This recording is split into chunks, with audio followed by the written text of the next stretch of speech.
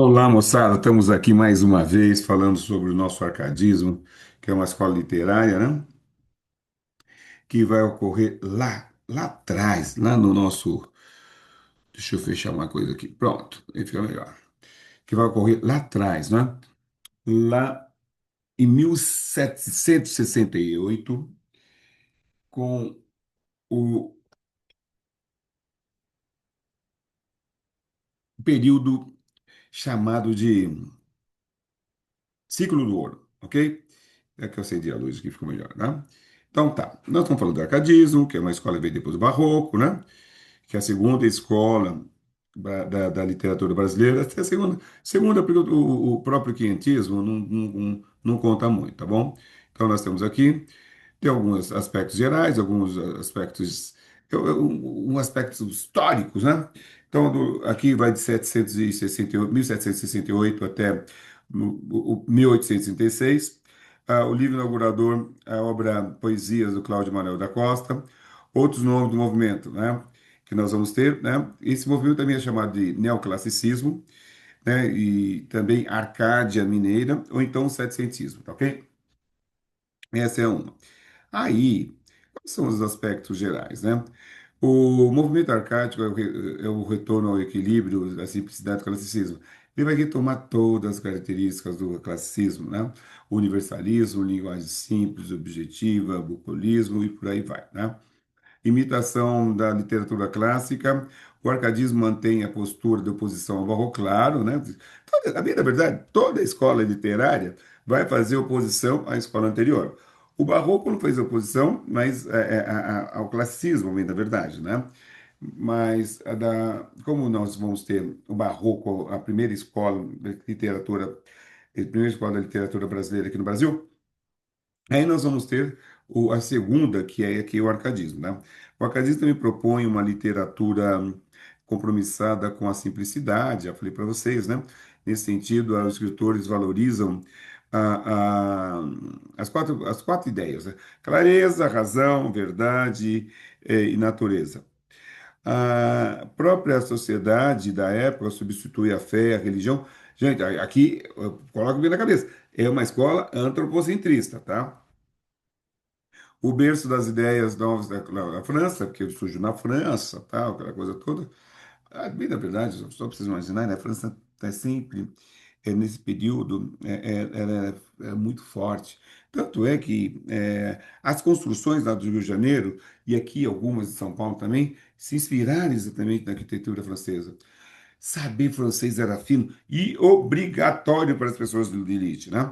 Porque a cultura, tudo era produzido pela França, né? Naquele período, o período do Iluminismo, né? Revolução Francesa, que também influencia aqui nosso arcadismo.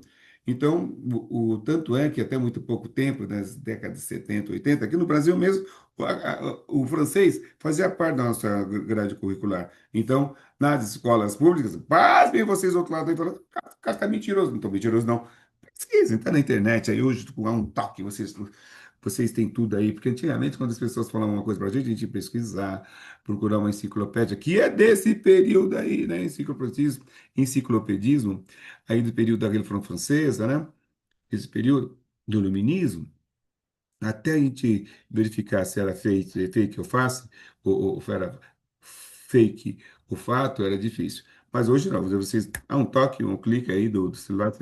Então nós vamos ter aqui a química de Newton, Lavoisier, a Linneu, a psicologia de Locke, tudo isso faz parte, tá?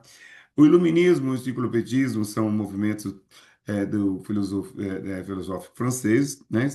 E o resultado foi, tudo disso tudo foi Revolução Francesa, 1770, 1789, 789, facinho, né? Que também vai influenciar aqui no nosso, as ideias, vão influenciar os principais autores árcades, né? Que todos, aqui, todos fizeram parte da Revolução Francesa, tá? O século XVIII apresentou para Portugal um período de evolução e prosperidade no campo material e cultural. O ouro do Brasil, claro, dinheiro, né, gente? Marcou o crescimento econômico, absorção dos ideais do iluminismo, e fez avultar a importância cultural. a figura predominante, né, de Dom José, que era, né, que era e Marquês de Pombal. Marquês de Pombal tem uma coisa muito importante, um fato muito importante, que ele foi que determinou que a língua portuguesa fosse língua oficial aqui no Brasil. Mas, professor, não foi lá em 1500 que já chegou a língua portuguesa? Nós, antigamente, nós tínhamos uma língua aqui chamada Nhengato, né? Que era, ou então era chamada, ou também podia chamar de língua geral, que era uma mistura de tupi-guarani com língua portuguesa, com alguns termos da língua africana, né? E se entendia muito bem. José de Alencar foi o primeiro ah, ah, missionário que ele escreveu um dicionário tupi-guarani. Então, a sacada dos jesuítas, quando chegaram aqui, lá no século XVI, né? 17, né? Entre o século XVI e XVII, quando chegaram aqui, eles se apropriaram da língua dos nativos, né? Então, eles aprenderam, sobretudo tupi-guarani, e não impuseram a língua portuguesa assim, de chofre, né? Chegando, olha, agora a língua é essa, nós somos colonizadores, você que se dane, que aprende, não. Não, eles, primeiro, antes de fazer aquela coisa que vocês aprenderam na escola, catequização, tá? Não, então, ok. Eles aprenderam a língua dos nativos para poder interagir com eles. Foi isso. E Martins, e quando os jesuítas chegaram aqui, por que eu estou falando isso? Quando os jesuítas chegaram aqui, eles eram muito fortes, né? Eram muito fortes. E formaram muitas escolas, fundaram muitas igrejas, né? E aí o Marquês de Pombal, que era um cara forte, que era o cara lá em Portugal, determinou que todas as escolas dos jesuítas fossem fechadas e que a língua portuguesa fosse implementada como língua oficial do Brasil, isso em 1700 como uma coisinha, viu, gente? Certo? Olha, nós estamos com 250 anos ainda. E foi assim foi feito, tá? Por isso nós temos aqui Dom José, que era o rei, né? E o Marquês de Pombal, que era exatamente o forte, era o cara, né? Poderosíssimo, por isso, né? Modelo de déspota esclarecido, que está falando exatamente de Dom José, né? Impõe transformações significantes no setor administrativo e educacional. Marquês de Pombal expulsou os jesuítas, já falei para vocês, retirou a educação da alçada religiosa, estimulando a divulgação de ideias científicas, fundando as primeiras escolas políticas. Gente, nós ficamos públicas. Teve região que ficou mais de 10 anos sem escola. Então, não foi tão simples assim. Ah, a partir de amanhã todo mundo vai embora. Gente, como é que manda embora milhares de pessoas assim? Vai tirar a escola deles? Isso aconteceu. Aí vou trazer uma outra metodologia e tal. E o Parque Pombal foi esse cara que fez isso, né? Então, deixa eu só pular aqui. Características. Primeiro, oposição ao barroco, ok. Versos brancos, ok. Poesia como imitação da natureza, ok. Compromisso com a beleza, o bem, a perfeição, ok. Pastoralismo, ok. Aí vem uso de pseudônimos, né? Que é o último, né? Porque os poetas, aqueles poetas os árcades, né? Eles se colocavam no lugar do quê? No lugar dos pastores. Então, eles sim, coisas simples, pessoas mais simples, né? Então, o poeta imaginava assim, na hora de produzir poemas, pastor de ovelhas. E é de supor que um pastor não se dispunha da linguagem sofisticada. Claro, um cara simples, né? E a ideias em acento, tá claro? De simplicidade no escrever. O próprio tema da poesia converge para ao assuntos bucólicos do campo, flores, árvores, cachoeiras, é, a própria, as matas, as névoas da mata, o cheiro do campo, quando exatamente chove, né? É um cheiro gostoso, viu, gente, é um cheiro gostoso, vocês sabem disso. Alguns de vocês aí devem morar num sítio ou numa chácara, né? Bom, já falando do uso de pseudônimos, presença de musa, né? Diz que na condição de precípua para ser poeta, o arcadismo era a paixão, um ser ele está apaixonado. Então ele estava sempre apaixonado, sempre tinha musa, e aqueles exageros, né? E vinha e falava. e colocava a mulher no pedestal, né? Exageros à parte, a maioria dos poetas árcades brasileiros notabilizaram-se fazendo poesias líricas para amado. Todos, né? Todos eles eram. Rapaz, o amor. Ó, tem feito coisas que até mesmo Deus duvida, já falava Ivan Lins, né? Então vamos lá.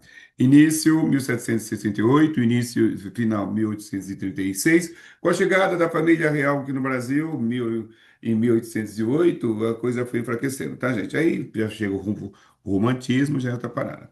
Então, o livro Guardador, perdão, Hello, Guardador é outro, né? Guardador, o guardador o guardador de rebanhos. Isso é Fernando Pessoa. Parei, uma brisa minha. Vambora, vambora. Você segue. Corta essa parte aí, tá? O livro inaugurador, Obras Poéticas, obras líricas, né? Primeiro autor, Cláudio Manuel da Costa. Local onde o movimento nasceu, Vila Rica, atual Ouro Preto, Minas Gerais. Capital do Rio de Janeiro. Movimento histórico importante que influencia, movimento histórico importante, Confidência Mineira. Já falei todos os poetas, né? Poetas, né? Vou falar no nome dos autores. Lúcio Silva Varenga, Manuel Inácio Silva Varenga, nasceu em Vila Rica, né? Em Minas Gerais. Tá aqui, morreu no Rio de Janeiro, primeiro, fez estudos secundários no Rio de Janeiro, cursou, papapá, papá, importante. Publicou em Lisboa, opa, seu livro de poemas Glaura, tornando-se exemplo perfeito exemplo perfeito do estilo rococó, que é o pejorativo, tá? Cuidado com esse negócio aqui. Porque quando fala assim, ele é meio rococó, parece que ele é meio, né, sofisticado, né? Não. Rococó é um estilo, cuidado, não é nada pejorativo, tá bom? Bom, aí seguindo.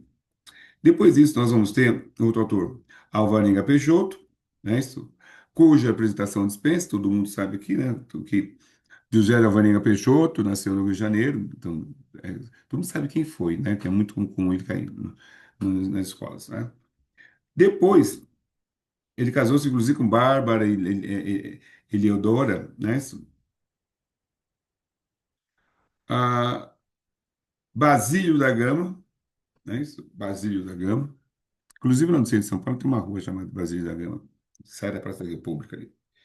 Estudou com jesuítas, era noviço quando Pombal decretou a expulsão dos padres.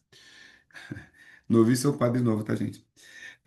Em 1795, expulsou os jesuítas para que Roma, segue para Roma, onde seus mestres fazem perdão, fazem que seja aceito na Arcádia Romana. Então, espera aí, querido. Vamos conversar aqui, né? Vamos conversar. Nós vamos entrar. Foi o que ele fez. Em Lisboa é preso por suspeição de jesuitismo e condenado ao degredo. Silva se indignou com epitalâmio, não é isso? Deixa eu ver, não, eu confundi aqui. Aqui,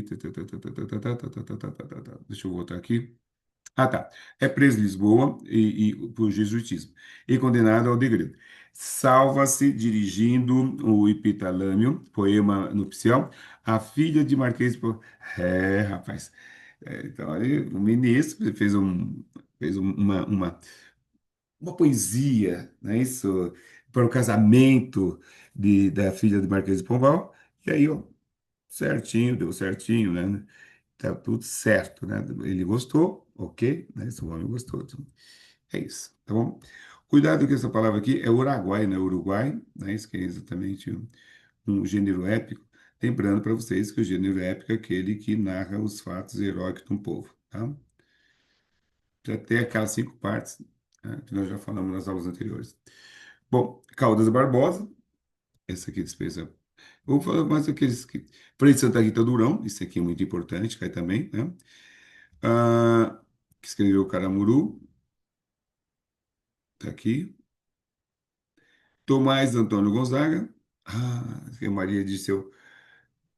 Hoje seria improvável a união, né? Ou não foi, não houve exatamente a união, porque eles eram noivos e tal, né? Mas não chegaram a se casar. Mas uma menina de 15, 16 anos, com um cara de 40 e tantos, né? Com quarentão, hoje não virava não, né? Hoje, certo? Tomás Antônio Gonzaga, que é marido de Dirceu, que é aquela menininha lá, Maria Doroteia, né? É isso. Turma, obrigado, brigadão. Na próxima semana a gente volta. Muito obrigado mesmo. Valeu.